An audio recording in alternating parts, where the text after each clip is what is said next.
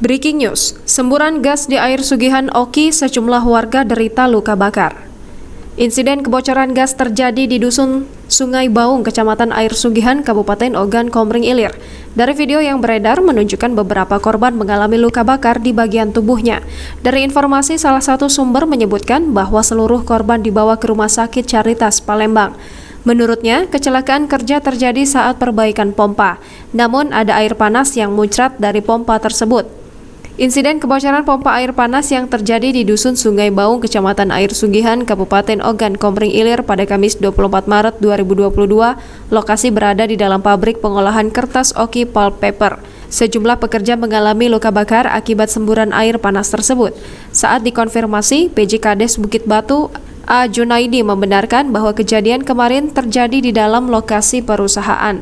Dikatakan lebih lanjut, akibat insiden tersebut, terdapat 5 orang korban luka bakar berat yang dirawat di Rumah Sakit Caritas Palembang. Sampai saat ini, Junaidi belum mengetahui apakah kebocoran pipa tersebut sudah diperbaiki atau belum.